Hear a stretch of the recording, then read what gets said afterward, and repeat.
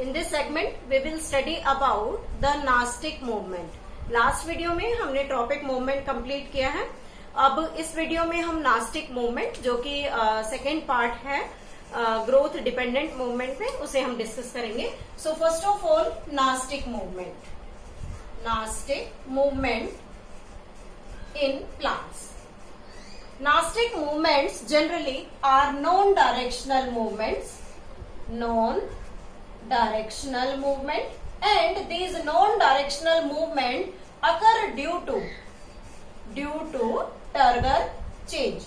Turger change की help से जो movement plants में होती है, these are known as the Gnostic movement and they are the non-directional movement. इनमें हमें specific growth नजर नहीं आती, लेकिन प्लांट में एक स्पेसिफिक टाइप का मूवमेंट, प्लांट का एक रिस्पॉन्स हम नोटिस कर सकते हैं. इस नास्टिक मूवमेंट को फर्दर 3 पार्ट्स में क्लासिफाई किया गया है. First part is seismonastic movement. Seismonastic movement. Seismonastic movement takes place due to touch. Means specific plant को अगर हम टच करें तो उसमें टर्गर चेंज की वजह से जो मूवमेंट हमें नजर आएगा, that movement is known as the seismonastic movement. और इस सेस्मोनास्टिक मूवमेंट में हम स्पेसिफिक एग्जांपल लेते हैं, that is the sensitive plant named mimosa pudica. Commonly it is known as chhui mui. तो इस प्लांट में जनरली हम क्या देखते हैं कि when we touch the leaves of this plant, then what will happen, the leaf will drop. वो leaf जो है वो विल्टिंग शो करती है, but after some time they will remain और regain its normal shape, size and structure. But when we touch, तो उस touch time के अंदर जो रिस्पॉन्स या जो मूवमेंट उन्होंने शो किया, that is known as seismonastic movement. तो अब बात आती है कि ये सेस्मोनास्टिक मूवमेंट प्लांट किस तरीके से शो करता है. फर्स्ट ऑफ ऑल, जब हम सेस्मोनास्टिक मूवमेंट को डिस्कस करते हैं, देन उस लीफ का जो पिटियोल है, उस पिटियोल में एक स्पेसिफिक टिश्यू होता है, pulvinus, and this pulvinus consist of amount of water in it. और when we touch the leaf, जैसे ही हम लीफ को टच करते हैं, then this pulvinus loses its water. और जैसे ही पानी बाहर आ जाता है, the cells of the leaf become flaccid, वो श्रिंक कर जाती है. और उस श्रिंकेज की वजह से चेंज क्या होगा कि ये जो लीव्स हैं, दे विल ड्रॉप, ये मुरझा जाएंगी और हमें एक अलग चेंज उन लीव्स में नजर आएगा. When we remove our touch, और जैसे ही हम उन लीव्स को अनटच्ड करते हैं, हम उन लीव्स को छोड़ देते हैं, then the plant remain absorb water, the pulvinus again full of water and they will regain its normal shape and size. So this is about the seismonastic movement. Now the second movement takes place in the plant is the type of the Gnostic movement we are taking, thermonastic movement. Thermonastic movement. And this thermonastic movement takes place due to increase in temperature.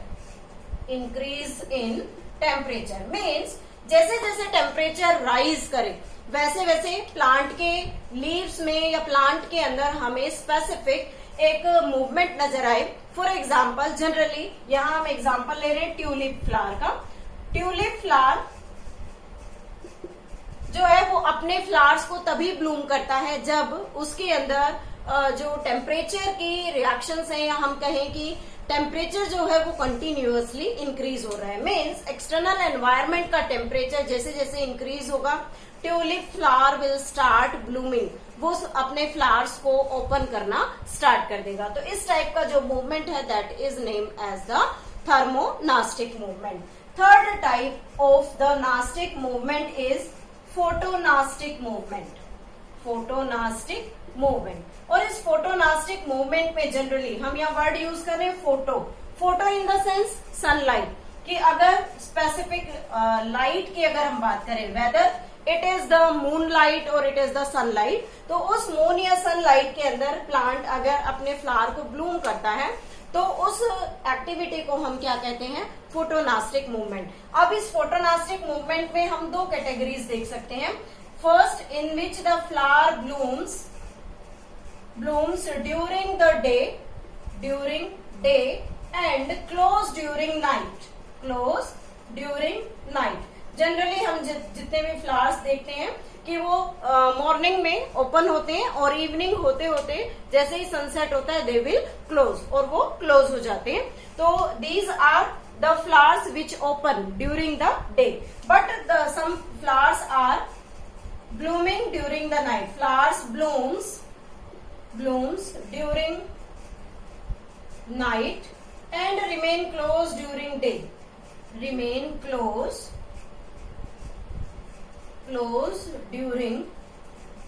day, और day के अंदर वो generally close रहते हैं। तो इस तरह के जो प्लांट्स होते हैं, इस तरह के जो फ्लावर्स हैं, उन्हें हम यहाँ क्या कहते हैं, फोटोनास्टिक फ्लावर्स या फोटोनास्टिक प्लांट कहते हैं, जो स्पेसिफिक फोटो यानी कि लाइट की प्रेजेंस में अपनी मूवमेंट या एक्टिविटीज को शो करते हैं। तो जनरली हम बात करें यहाँ पर flowers that blooms during the day, we are taking here the example of the oxalis, and in case of the flowers that blooms during the night, that is the evening primrose,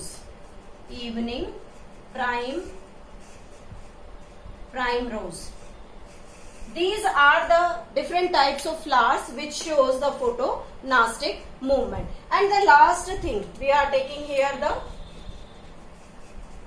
growth independent movement.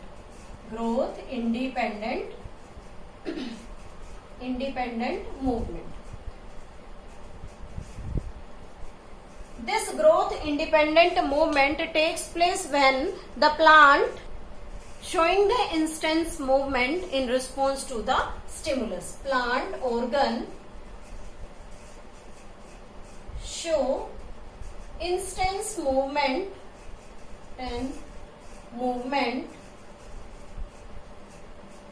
in response to stimulus। Stimulus के response में वो अपना एक specific movement show करते हैं, और यहाँ जो मूवमेंट वो शो कर रहे हैं that is due to the losing the turgidity of cell की टर्जिडिटी जैसे जैसे लूज होगी तो प्लांट का जो स्पेसिफिक ऑर्गन है इट विल स्टार्ट बेंडिंग, और प्लांट का वो स्पेसिफिक ऑर्गन जो है वो बेंडिंग स्टार्ट कर देगा। जैसे जनरली हम बात करें तो ग्रासेस के बारे में, ग्रासेस जो है वो हाइड्रोनास्टिक मूवमेंट शो करता है। Why and how?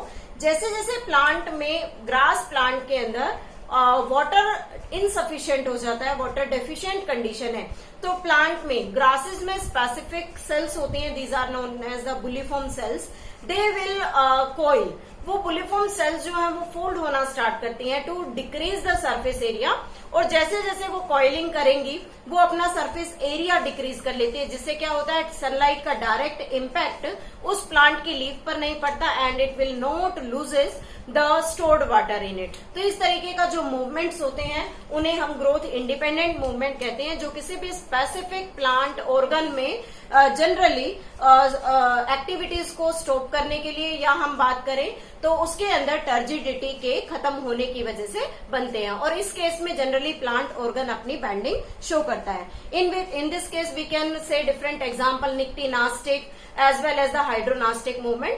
This is all about the nastic movement. In the next video we will study about the coordination in plants by the chemical hormones.